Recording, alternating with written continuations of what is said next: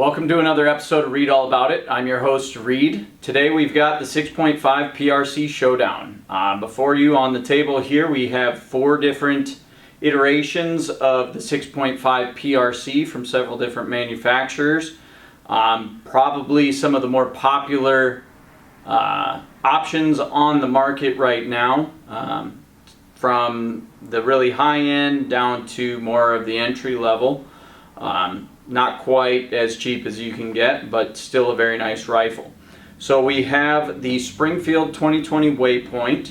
We have the Tikka T3x Roughtec. We have the Bergara B14 Wilderness HMR Carbon. And then we have the Seekins Havak PH2. All of these are set up with optics, muzzle devices, ready to go to the range. What we're going to do today is I'm going to swap over to the computer. I've got a spreadsheet made up to compare the models, since it's kind of splitting hairs between all 4 of them. They're very similar, more similarities than there are dissimilarities. And I can walk you through each one of the features, the pros and cons a little bit, where each one kind of shines. And then we're going to head out to the range, shoot some groups with a generic load that I worked up, not for any one in particular rifle, just a testing load, so that we can hopefully keep it even across all rifles and show kind of their accuracy potential, and then even stretch it out a little bit with some distance, and probably run a plate rack around 700 yards, a KYL rack, and see if we can't go 1 for 1 with all the rifles, or see which one shines at that test. But they're all 4 great rifles in their own right. Each has their own merits, and I'll walk you through that. So without further ado, let's jump over to the computer and we'll talk about the specs. Okay, so I made a spreadsheet here that kind of goes over most of the common features that you might be interested in these 4 rifles. So these are the specs for the 6.5 PRC versions of these rifles. They're all offered in other calibers as well. The Seekins Havak PH2 has the most chamberings offered.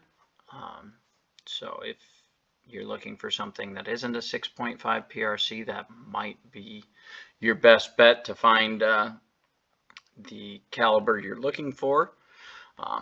But without further ado, the weight category, the Seekins wins that at 6.9 pounds. I did not put mine on a scale before I mounted a scope to confirm that.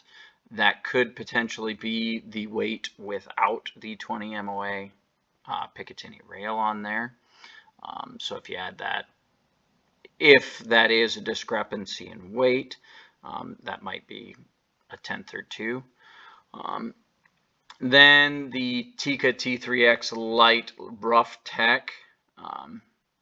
So that comes without any sort of optics mount, other than the proprietary dovetail that is included on all Tikka T3x's, but it is tapped on the receiver to accept a Picatinny rail.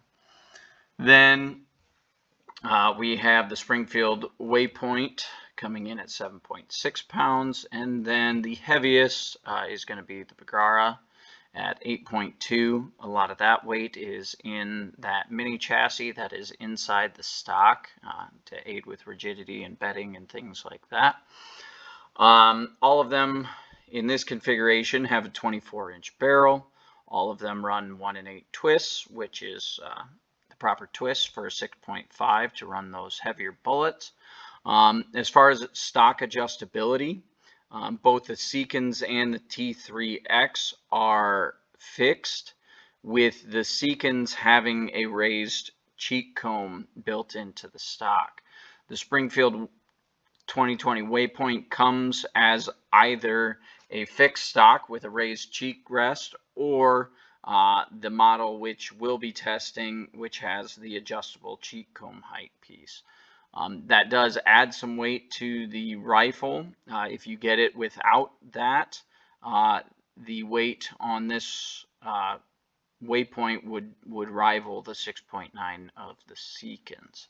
And then I gave the win in this category to the Bergara because it's adjustable not only for the cheek height but also length of pull. It has a series of spacers that you can add or remove to adjust that length of pull as needed. The barrel materials, the Seekins is made of 4/16 stainless. The Bergara is their proprietary carbon wrapped barrel, and then the Tikka is a chromoly steel. Both the Seekins and the Tikka and the Springfield are fluted. The Springfield is fluted and then wrapped in carbon fiber. As far as any sort of accuracy guarantees with the rifles, Seekins doesn't have a number that they say, but they guarantee your satisfaction. I fully believe and have witnessed the customer service from Seekins. So what they've stated is that if the rifle does not meet your criteria as far as accuracy is concerned, then send it in. They will do everything they can do to help accurize that rifle, whether that's swapping barrels, bolt heads, whatever. They're going to do what they can to assure your satisfaction. If after all their work and things you're still not satisfied, they will refund your money. With the Bergara, you are guaranteed a sub MOA performing rifle. Same thing with the Tikka T3x. Then the Springfield Waypoint steps it up a little bit to 0.75 MOA. I couldn't really give a winner in this section just due to the nature of the ambiguity of Seekins. You know, you could hold that to a half MOA if you felt it necessary. And then, but that Springfield Waypoint does have a good guarantee at 0.75. As far as muzzle device, all of them are threaded. The three that come with brakes, they're all a radial brake, so not super effective. As you notice, every single one has an aftermarket, not the factory brake on them, with the exception of the T3x, which that used to have the APA little bastard that's on my now on my Seekins. That used to be on that, but now that's sporting its factory brake. As far as triggers, the Seekins comes with the Roughtec primary in it, which is adjustable from 1.5 to 4 pounds. The other three, Tikka doesn't list on their website a trigger weight range. They come out of the box at about 3. I was able to adjust mine down to 2.5. There are reduced weight spring kits that you can put in for about 15-20 bucks and drop that down to, you know, a pound, pound and a half type pull weight. And then the Springfield Waypoint, they advertise that at a Roughtec trigger that's 2.5 to 5 pounds. I haven't taken the barreled action out of that stock yet to see which model it is and if it maybe goes lower than the 2.5 stated, but that's where it's at. And same thing with the Bergara, a 2.5 to 5 pound trigger. The magazines, the Seekins comes with a carbon fiber proprietary 3-round magazine in the PRC. With the 6.5 PRC, they mill out a little bit of extra material in that bottom metal to allow for a little bit longer cartridge overall length. on the 6.5 PRC. So if you're running those 156 grain burgers, those EOLs, you can seat them out a little bit further so you can get higher velocities without reaching pressure so soon. And then they do, the reason I put an asterisk here is they do offer a spacer kit free of charge. If you just contact them, they will give you the little spacer kit that screws into that mag well so that you can then run standard AICS pattern magazines, which was a contributing factor for me, being as I'm going to use this rifle in NRL Hunter competition. It will allow me to run higher capacity magazines without issue. Then the Bergara comes with a 3-round AICS pattern magazine. The Tikka T3x Light Roughtec, that comes with a 4-round proprietary magazine. I couldn't, that is the highest capacity from the factory, but it is a proprietary magazine, so you can't change it without changing bottom metals. So I couldn't really name that the winner. And then you have the 3-round AICS for the Springfield as well. As far as optic mounts that are included with the rifles, the Seekins comes with a 20 MOA Picatinny rail that is bolted to the top of the receiver. Then we have the Bergara, which came with none. So it gives you the option to add whatever mount you want. And then the Tikka T3x, like I mentioned earlier, has the proprietary dovetail that's milled into all Tikka T3x's. Most people opt not to use that. They'll either use a direct attach type ring or add a Picatinny rail. I opted to add the Mountain Tactical 20 MOA rail on top of mine, and then the Springfield comes with the 20 MOA Picatinny. As far as the stock materials, the Seekins is their own proprietary carbon composite stock, so there's going to be some carbon fiber fibers in with the composite material. So it's kind of a synthetic with some carbon fiber in there to help with rigidity. It seems like a rigid stock. And I haven't had enough time with any of them to declare a winner in that.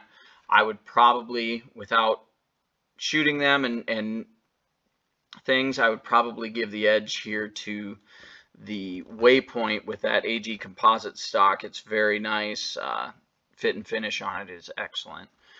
Then the Bergara has the HMR stock, which is very well known, has been around for a little while. It's a synthetic polymer with a mini chassis embedded in there.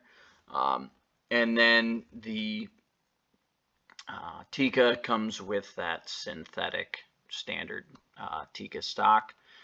The T3x has upgraded. You can change things like the grip on it. You can add a little bit more vertical grip, which I have on mine, which is a lot nicer than your traditional hunter style swept back angle for what we try to do anyway.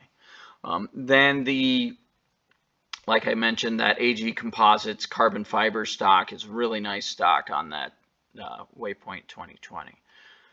So, which brings us to the price. Mine, I didn't add MSRP. I put purchase prices in here because who knows what MSRPs are and what you're getting discounts off of that MSRP and things like that. So, the cheapest here was the Tikka T3x. I put an asterisk next to it because this price is what I paid for it 3 years ago now. And they have come up considerably since COVID and things. So it is now street price. I see them in the Roughtec version going for $1,100 as opposed to $800. When I bought mine, most of them on the street were going for $900. I was able to find one for a pretty good deal at $800. Then the next least expensive, my friend Ryan was able to pick up that Bergara for $1,525. Then I picked up my Seekins from Shields for $1,849. And then Zach was able to get his Springfield for right at $2,300. So things to note there with the price, that Waypoint is kind of on the semi-custom side of things with that AG composite stock, their barrel technology, and some of the things that are features within the action.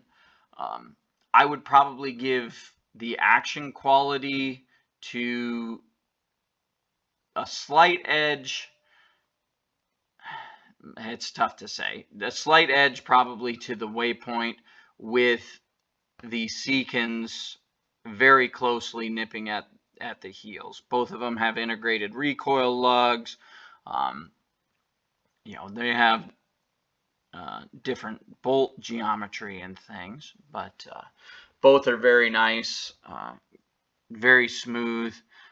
The Seekins on the bolt is only partially fluted, where on the Waypoint it is fully fluted. So those types of things go into the amount of machining, which then relates to the overall cost. So that's kind of a breakdown of each and every rifle and their hard specs. So out of these, I don't know if you can necessarily choose a winner, but that's where it sits. They're all great rifles. They're all very comparable. Depends on what you're trying to do with it. They're all going to be very fine hunting rifles, and they all will probably transition to something like an NRL hunter competition very easily without a ton of modifications. So now we'll go ahead and we'll cut away to the range, and then I'll give you a little bit more one-on-one time with each and every rifle and any accessories that were added to each rifle from out of the box to what they are now in their own users configuration and how they have them set up. So what we're going to do is do three-round groups with each one of the rifles, do a little accuracy testing.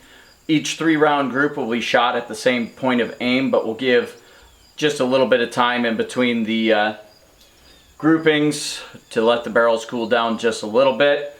We're also going to shoot them over the lab radar here, see what we get for a velocity. They're all going to be shooting a 140 grain ELDM bullet, and it's a Stayball HD charge, around max-ish. The book said this should be going about 2950. We'll see if there's much discrepancy between the barrels and things. The Seekins isn't broke in. That one only has 8 rounds on it, so I expect that one to be slower. But the others are broke in. Each has at least 100 rounds on it. But without further ado, let's get started.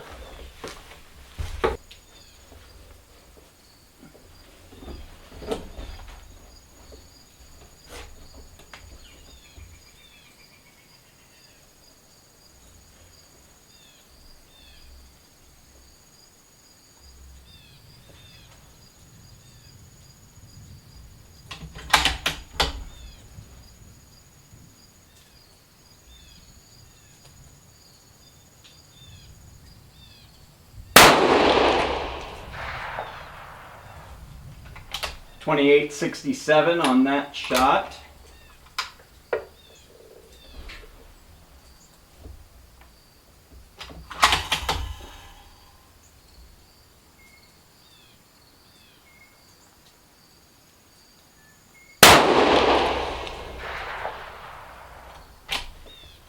2869.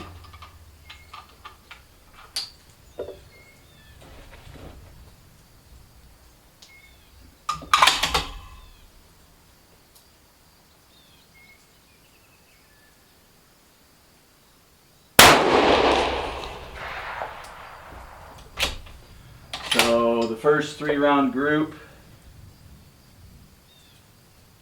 looks to be about 2 inches out of that. That one was 2842. So yeah, so about 2 inches out of that one. Like I said, this load was not worked up for any specific rifle, just kind of a generic load to see how they do.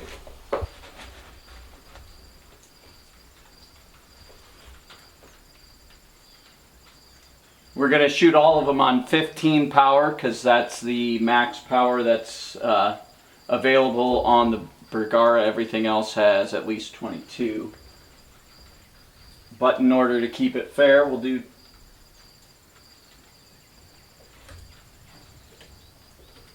there we go.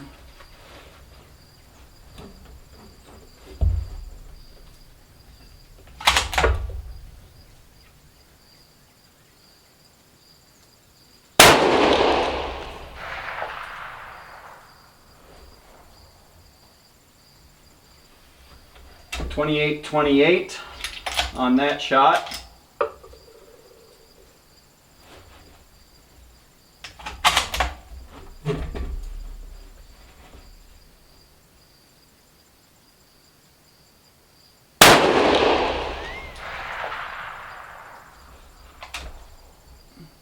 .2792.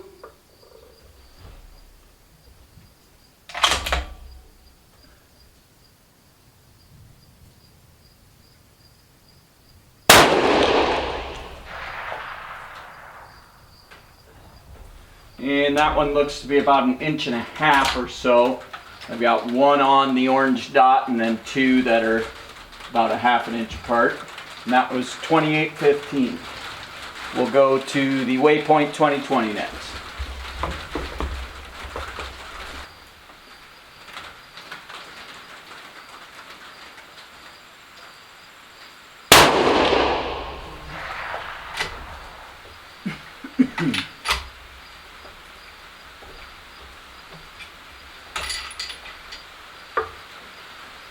I'm kind of inducing a few malfunctions here as I'm cycling all of them slowly.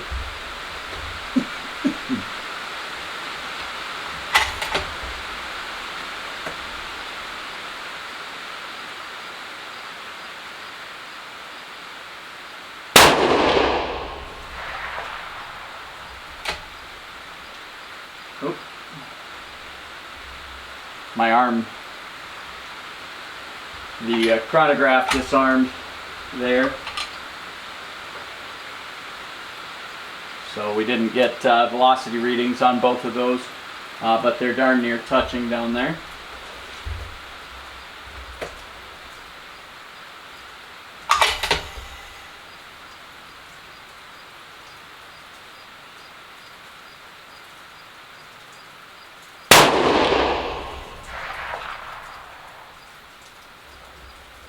Alright, that was 2922. So I didn't get velocity readings on the first two, but that one is reading the fastest out of all of them, and it's also the smallest group at probably just under a minute. We'll get the Tikka up next.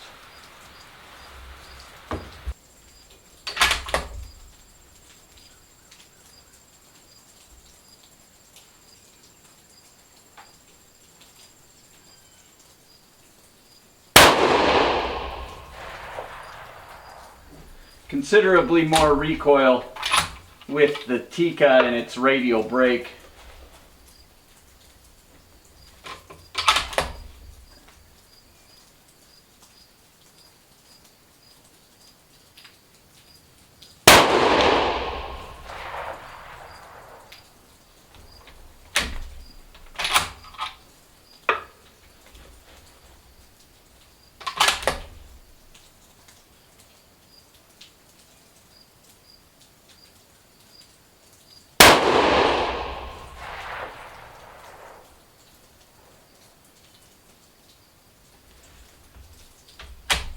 Let's see, that last shot was 28-24, and all three of those shots are under a minute. So we'll go back and we'll go back to the Bergara again for another 3-round burst. All right, back to the Bergara here for another 3-shot group. Same point of aim.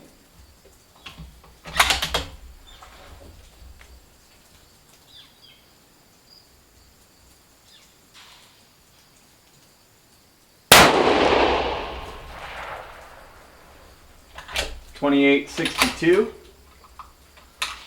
That break is very loud.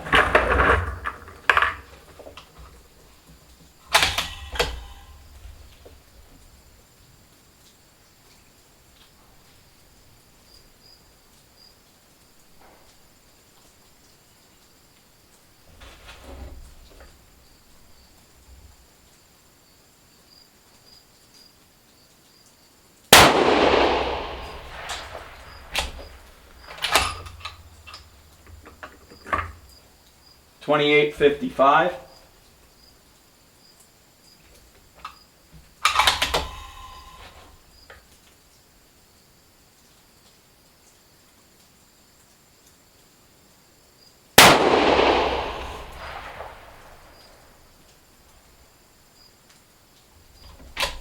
.28-41. That 6-round group is at about 2.5 inches probably. And we'll go on to the Seekins next.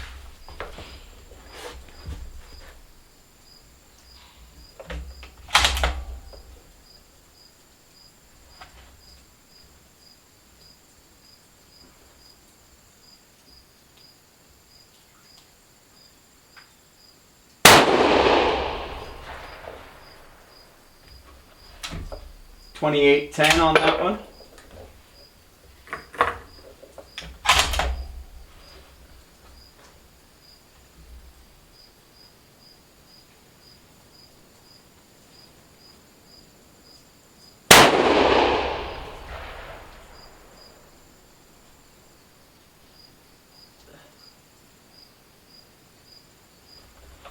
.28-04.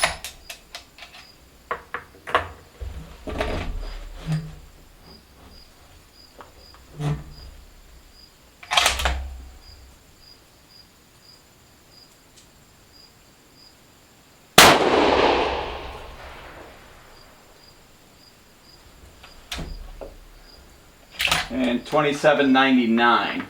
So all three of those were under a minute. That group's still at about 1.5 minutes.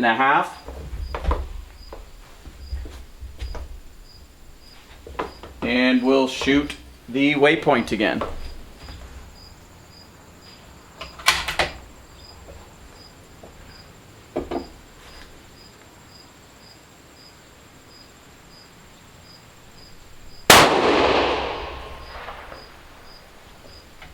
.29-24.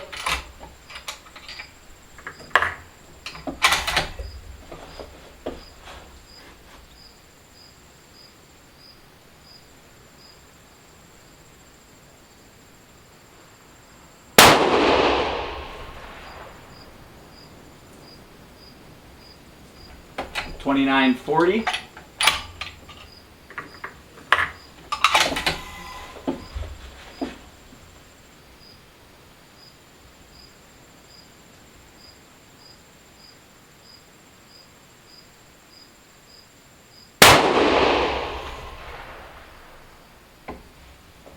.29-12. All three of those stacked in there nicely, still around a minute-ish.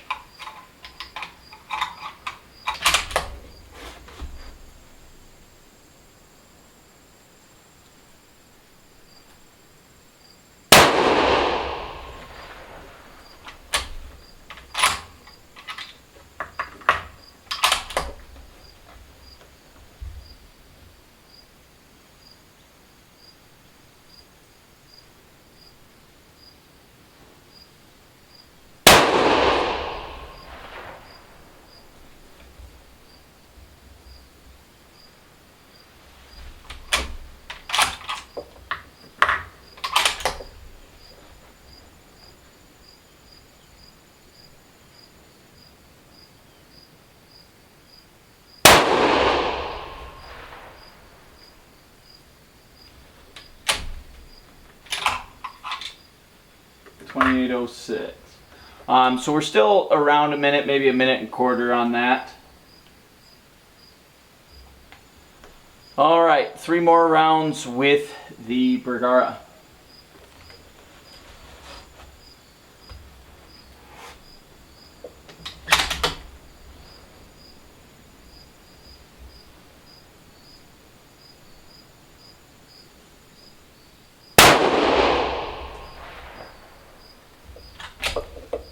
$28.52.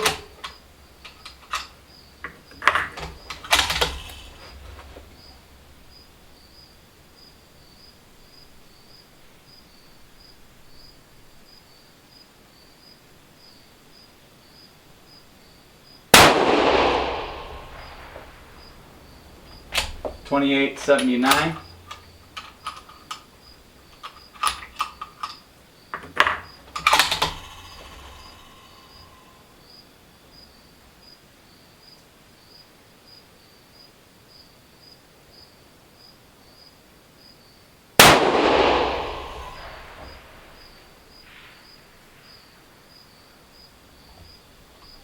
$28.59. All 3 of those kind of stacked into the main cluster down there.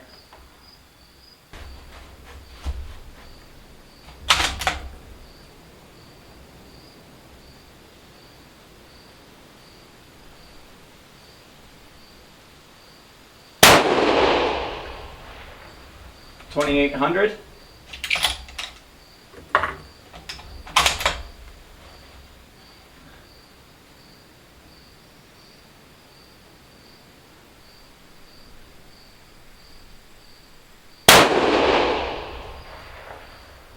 $28.18.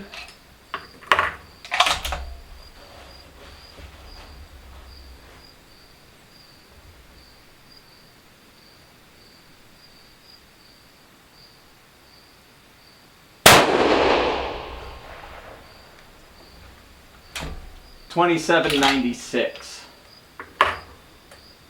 All 3 of those stacked in there with the main group. And we'll do the Waypoint next.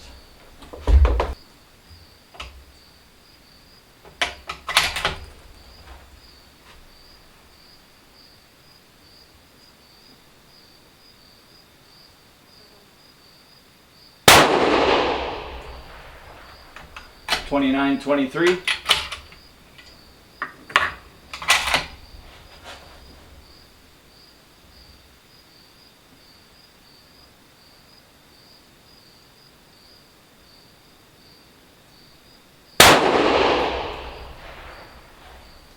$29.11.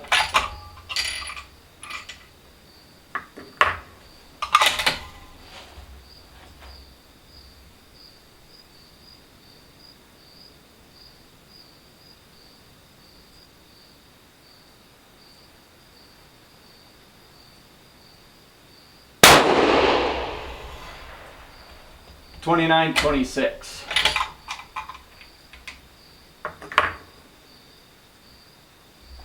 And the last 3 shots with the Tikka.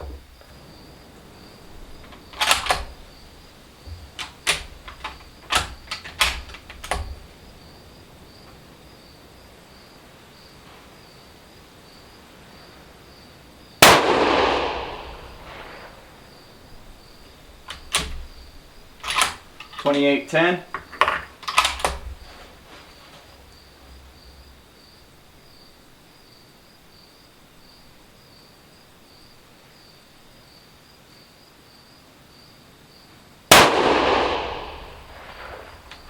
$28.09.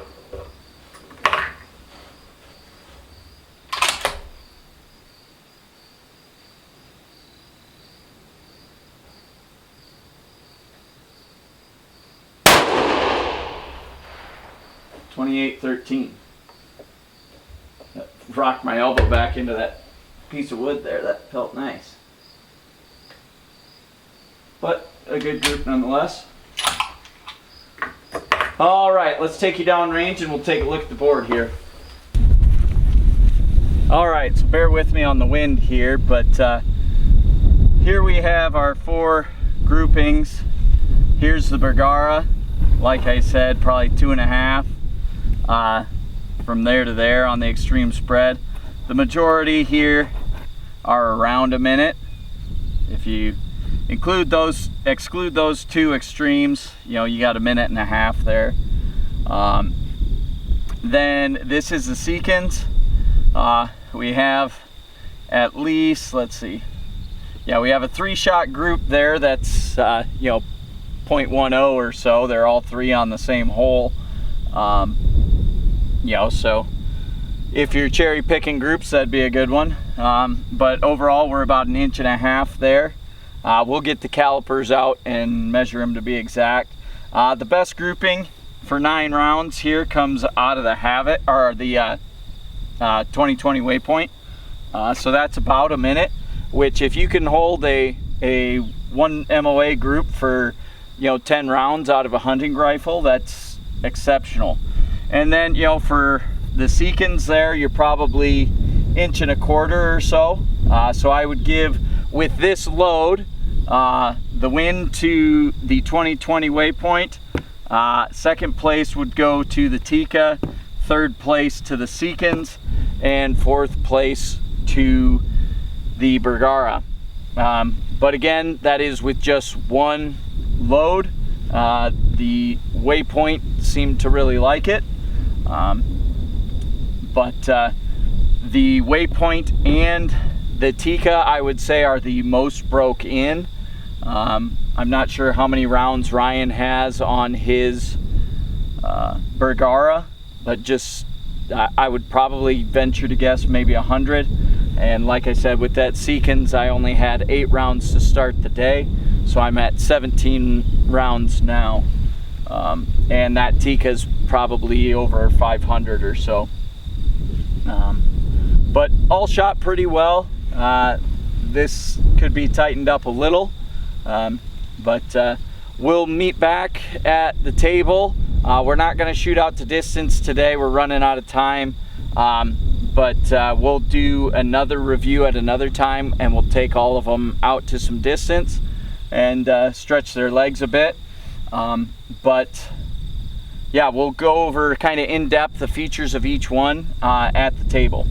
All right, we made it back from the range. I have up here on the screen the groups and the results from the shooting here at 100 yards between the 4 rifles. Again, all 4 rifles are in 6.5 PRC. All rifles were shot at 100 yards for 3 3-round groups at the same point of aim. So the rifles were allowed to cool slightly. I didn't cool them all the way down. Essentially, they got the amount of cooling as it took to shoot 3 rounds with every other rifle. Then I'd switch back to that original rifle. So the biggest group here by a substantial margin is out of the Bergara B14 Carbon Wilderness HMR. We were at 2.734 MOA and 2.863 inches. You know, asterisks there, this is just one loading.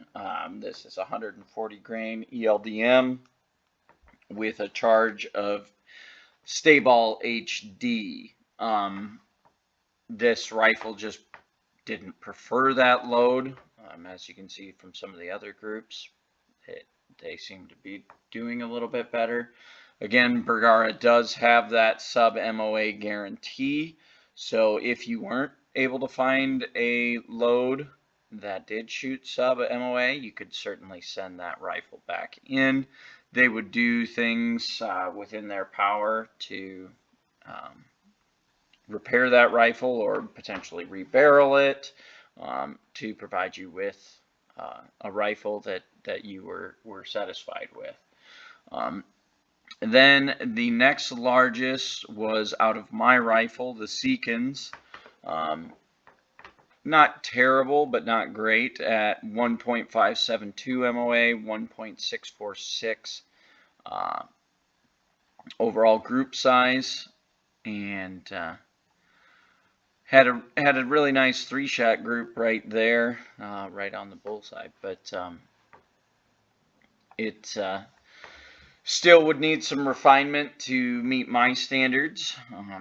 Again, that could be just finding the right charge weight or breaking the rifle in a little bit more. Again, that one only had 17 rounds by the end of the day, 8 rounds before I started to I had been out to roughly sight it in, just to assure that I would be on target.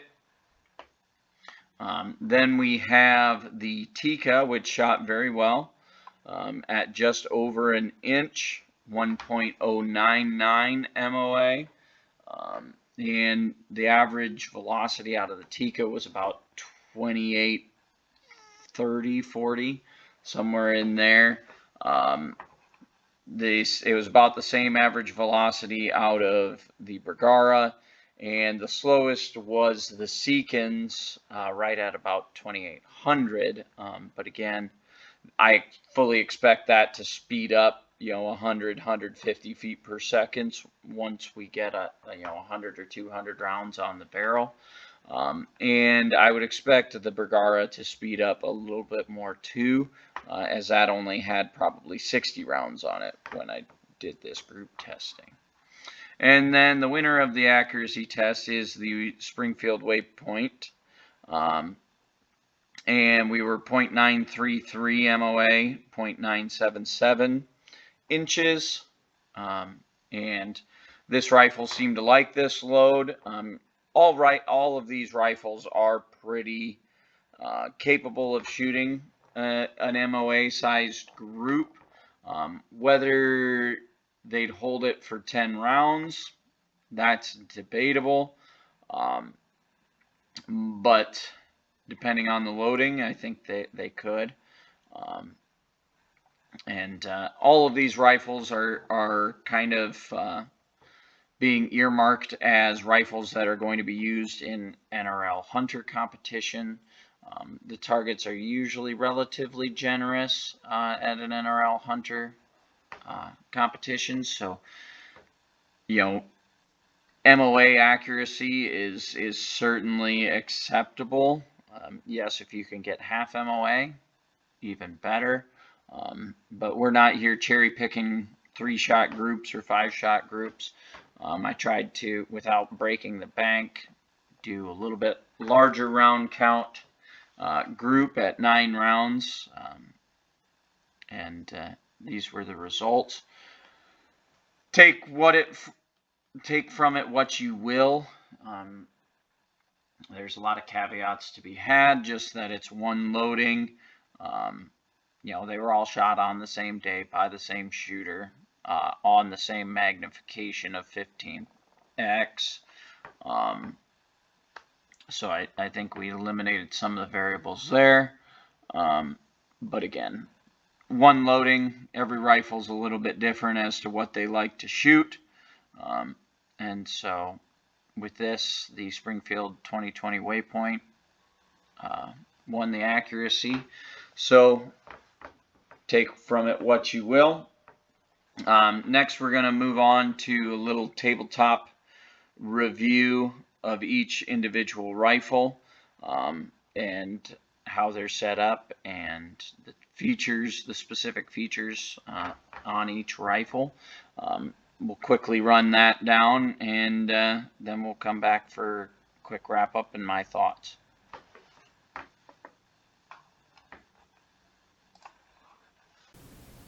Like I mentioned, I wanted to take an opportunity to break down each rifle just a little bit for you, and kind of show you the things that differ between them, things you might be concerned about. So this is the Seekins PH2. It's the one that I personally purchased along with the Tikka T3x.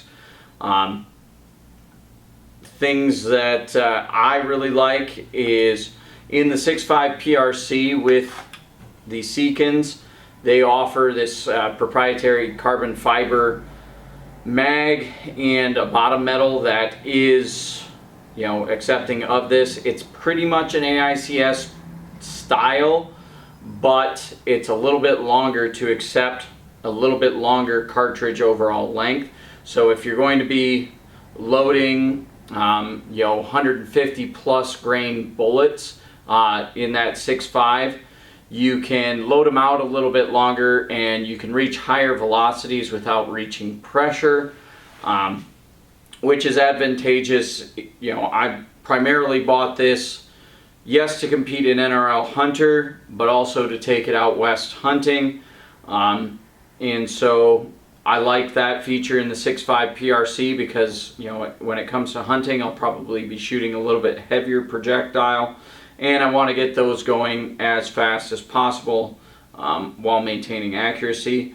The Seekins allows me to do that. They also provide, at no charge to the customer, all you have to do is call them. There is a little spacer kit that you insert into the mag well. Then it will work with your standard AICS pattern magazine, so you can run higher capacity magazines, which I need for competition. One 3-round magazine wouldn't suffice for an NRL Hunter competition, but I really like the rifle so far. Comes with 20 MOA rail, a synthetic composite with carbon in it stock, and some decent texture up front and on the palm swell. I really do like the generous palm swell on the grip itself. Has nice aggressive and well machined fluting on the barrel. All the machining on all the metal parts is very good. Don't notice any tooling marks. It didn't come with a muzzle device other than just a thread protector, but that's no worry there, because as you'll see with the other ones, the owners opted to change out the brake that came with it anyway. On top, I have a Vortex Razor HD LHT 4.5 to 22 first focal plane scope. It's going to be a great option for hunting as well as NRL Hunter matches. That first focal plane, I can shoot it on any magnification, and it's going to work very well if I need to dial for longer shots while in the field. I certainly can do that. But it is locking turret and capped windage, which is kind of the ideal setup for hunting, and with the potential of longer range engagement. Those are kind of some of the main features. The bolt does have a little bit different geometry. It's a 90-degree bolt throw, and there's 4 locking lugs on the bolt as opposed to your traditional 2 or 3. So far I've been very pleased. Like I said, I don't have very many rounds on this rifle, but we'll continue to get it broke in, find the load that it really likes. I'm confident that this rifle can hold, in that 3/4 minute kind of accuracy, if I do my part, and get a load that it will like. I think that won't be too difficult. I think it should like most things. But let's swap out to a different rifle and we can talk about that. Up next, the rifle I wanted to talk about is the Springfield 2020 Waypoint. This is my friend Zach's. He kind of consulted me when he was in the market. I kind of pointed him towards this rifle. It's a dang good rifle. And he's been very pleased with it so far. Most similar features across the board. This does have the adjustable cheek rest, as well as the carbon fiber wrap barrel, which are both options in the 2020 Waypoint lineup. You can get it with a fixed comb and a steel fluted barrel, as opposed to the carbon fiber barrel. I think they do a good job with the barrel and the carbon fiber. Carbon fiber personally isn't my preference when it comes to barrel construction. My inclination is just it works as an insulator, doesn't really dissipate the heat as well.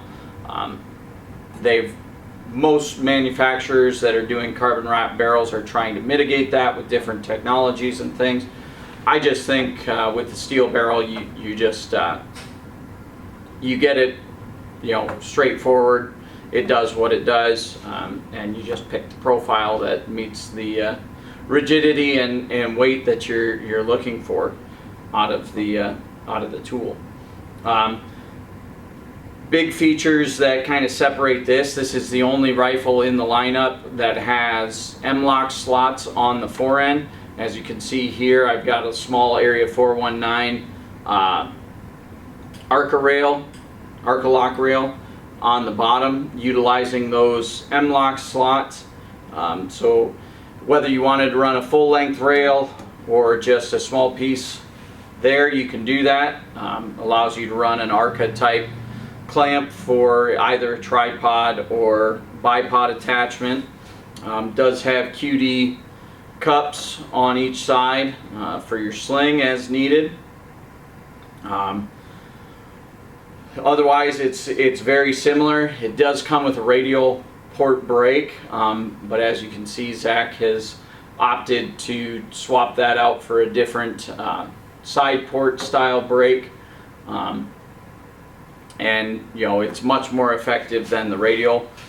So even though it comes with a brake from the factory, I would say most people are going to swap that out or run the gun suppressed. Does take standard AICS pattern magazines, so whether you want to run 3-round, 4-round, whatever size magazine you want, you can do that.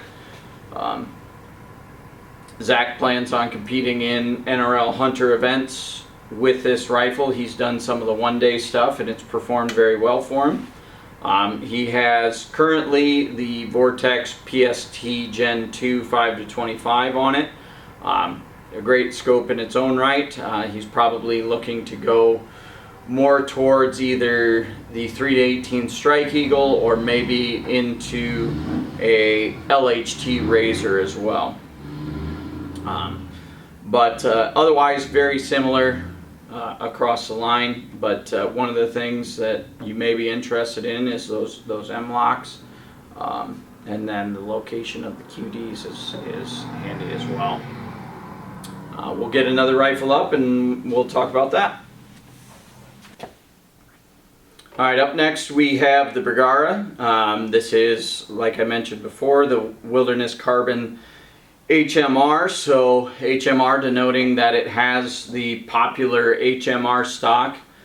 They utilize this stock in several other of their rifle offerings that are kind of competition oriented, and it has the features to match. You get dual sling studs, you can unscrew those, and you've got 2 mounting points for a full-length Arca rail if you want, or whatever rail you want to add, or you can use it with your more traditional Harris style bipod. You've got an adjustable cheek height. This one does come with spacers, so you can adjust the length of pull. For me and my size and what I like, I opted to remove those. I'll put them back in for Ryan when I give the gun back. This has also a carbon wrap barrel, Bergara's version of that. Seems to be a good barrel. This one did, obviously, as you saw, perform the worst in the accuracy tests that we did, but again, the caveats being that's only one load. Every rifle's different. I'm fully confident that this rifle's capable of sub-MOA accuracy. I've seen plenty of examples of them from Bergara, and I'm sure this one's no different. Fluted bolt, knurled oversized knob. Again, Ryan opted to change out the radial brake that came with the gun for a more aggressive side port brake. Does a lot better job of mitigating the recoil. Ryan has topped his with the 3-15 Razor HD LHT. So this is the second focal plane version of what I've got on my gun. And accepts the AICS pattern magazines. This is the heaviest option, and a lot of that is in this HMR stock, which has a built-in mini chassis that the action beds on.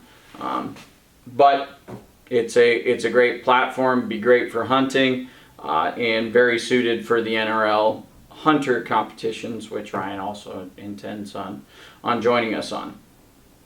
And last but not least, we'll get the Tikka up here and talk about that.